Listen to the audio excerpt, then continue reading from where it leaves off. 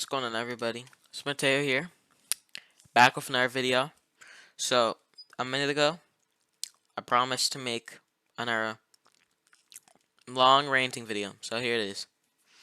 This video is about how nostalgia kills innovation. So, nostalgia is very powerful, but it's also very dangerous. Nostalgia, it's very important for dealing with life and moving forward, since it makes it a lot easier to be happy and to feel complete and to cope with life. But especially on the internet today, there's people trapped in the past, like so much. Especially 2016. I think that's the year that our generation is generally stuck on. People bitched and moaned so much in 2016 about how much 2016 was a bad year. If you look up 2016 worst year right now, you can still find articles talking about how sad the year was because all the famous people died and the election and shit. Like, we were really so whining. It wasn't even that crazy of a year. Like, it wasn't that great or wasn't that terrible. It was just not a year. A ton of artists dropped in 2016, like Frank Ocean, Kanye, Beyonce, Radiohead, Rihanna. Like, so, every artist just decided it was a good year to drop that year. But, like, what was that crazy in that year besides that? There were trends, but, like, okay. Like, I saw a TikTok, and it was like, I'm so glad I grew up with fidget spinners and not puppets. And, like, I was just thinking about how stupid it was. Since, if you think about it, they're really the same thing, but just slightly different. They're both fidget toys for children. And like I can see people in years being like, man, do you remember the puppets? I still have mine. Like, how are you not self-aware? It's literally just the next generation's version of what you grew up with. This is what they grew up with. But anyways, I want to talk about how nostalgia kills innovation. If you look back at some old TV, like for example, like the 80s, there's like an obsession of like the 50s and 60s. There's always like the diner shit, and like they all I just have like an obsession with it. Kind of like in the 2000s, we had an obsession with the 80s, and now we have like an obsession with the 2000s or like the 90s. It just never ends. It's just an endless cycle. When you consume old media, you should not look at it from a memory standpoint. You should view it from the media's quality standpoint. Like I still like Regular Show, for example. It's a show that was an integral part of my childhood. But when I watch it, I enjoy it as a show, not a memory.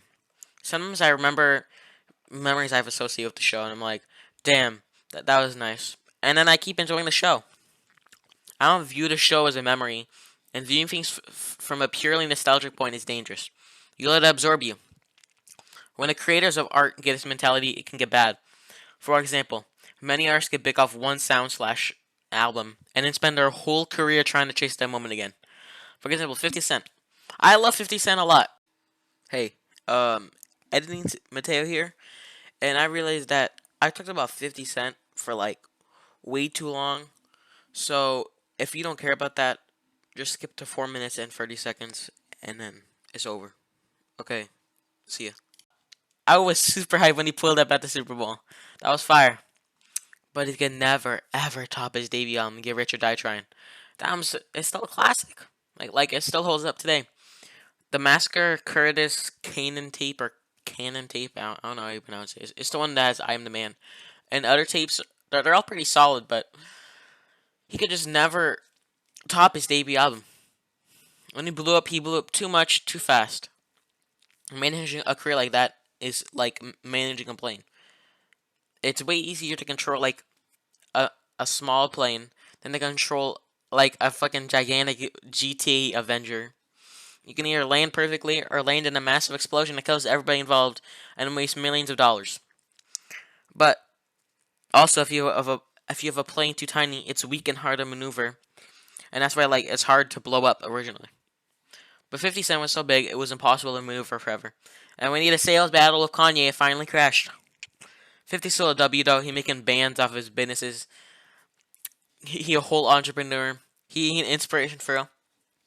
Anyways, I got a little off track. I'm a huge 50 Cent fan, as you can tell. I can make a whole video on him, but to get back to what I was talking about, nostalgia can hold art back. We can see more examples of this happening with a show like Fuller House. Instead of making a new franchise, they're just rehashing an old and tired franchise. Like, who cares anymore? You know, Arthur just ended after like 26 seasons. Like, end the fucking show. Who's still watching Arthur? Who was watching Arthur in 2019, bro? Like, the generation you had grew up. Who's still watching the new Simpsons episodes? Like, for real. It's NPCs who be watching those new episodes. And YouTubers are another amazing example because a lot of them just fall off because they never evolve. Beige Canadian, if you remember him back in the day, was a huge Hunger Games Minecraft YouTuber back in the day. He deleted all of his old videos, but he had hundreds, and he just kept making them and expected it to keep working forever. Just a few weeks ago, he made a Lucky Block Hunger Games video. Bro, come on, why do you think you fell off? Who is watching Minecraft Hunger Games in 2022? For any non-nostalgic reason. It's not 2012 anymore. Hunger Games franchise is wrapped up. No one even likes teen dystopias anymore. Nathan Zed actually made a great video on that, the death of that genre. Check him out. Like, the franchise wrapped up over half a decade ago. Besides, like, some spin-off book they made 2 years ago, which I still have to read, but nobody talks about it. If Beijing Canadian branched out to other games like Sunday, for example, who has like 20 million subs and is still popular, honestly, like, his Among Us videos, like, they're stupid, but they're kind of entertaining. Like, to be honest, like, I'd be watching the Among Us mod sometimes. He would still be doing well today if he followed down a path like that. His nostalgia for the smooth sailing days made his channel shipwreck. It's hard to grow as a society when we can't move on. Nostalgia is an important part of our life, but if we give it too much control over the way we live, then it will doom us all, and we will never improve or evolve. Or evolve. Alright, see, I'll make another fun video soon. Maybe I'll make like an NBA mascot so I can be in the fight. I think that would be a banger. Alright, see you guys, bye.